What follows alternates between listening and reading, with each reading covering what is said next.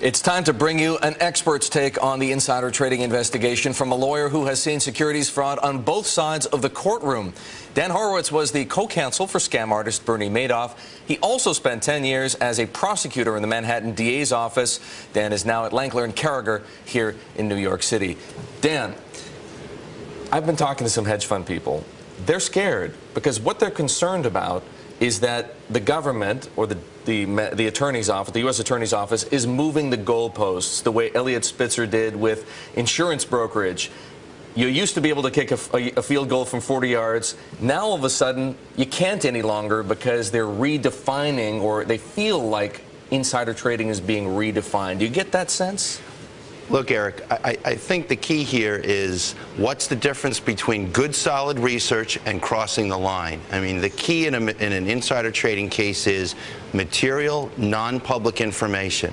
If researchers and folks at funds are getting good information that doesn't cross the line, that isn't inside information, then they haven't crossed the line. And what's different about this case, frankly, is the methods in which the U.S. Attorney's Office is conducting its investigation. Traditionally, insider trading cases are done with tedious record examination, and Galleon broke the mold because there you've got wiretaps, you've got cooperators and rats and insiders, and those are the traditional techniques that law enforcement has used, for example, to bust the mafia. So that's really what's changed here. Should we see this as a natural outgrowth, not just in terms of process, but perhaps in terms of evidence from the Galleon case? Sure. I mean, using a wiretap, greatly expands the ability of a prosecutor to conduct an investigation. And I think that's why folks feel that it's a target-rich environment right now in the financial services industry. The ability to conduct secret recordings of telephone calls and then approaching, apparently, based on news reports, approaching folks who have been recorded and say,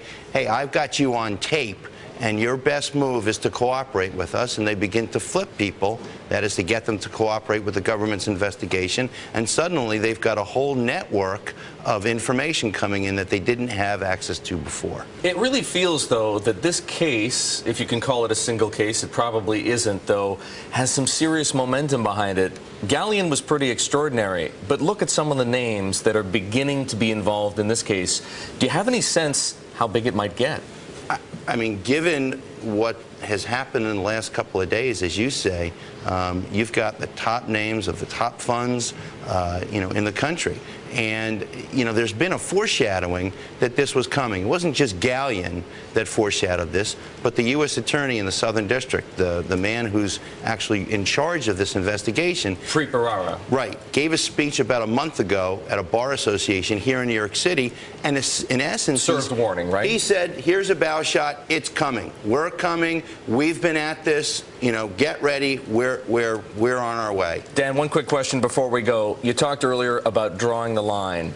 Is it clear where the line gets drawn, or can the line be drawn somewhere else? Well, material non-public information, the legal definition is, would an investor think it's important? So if you're There's judgment involved. Sure, there's definitely judgment involved. I mean, are you getting quarterly, you're getting mid-quarter sales reports that no one else has access to? Or are you getting a general report about rumors and conditions in the industry and how my business works or how my industry works? Those are the lines that you need to look for. Dan, thanks for joining us here. Dan Horwitz of Lankler and Carragher.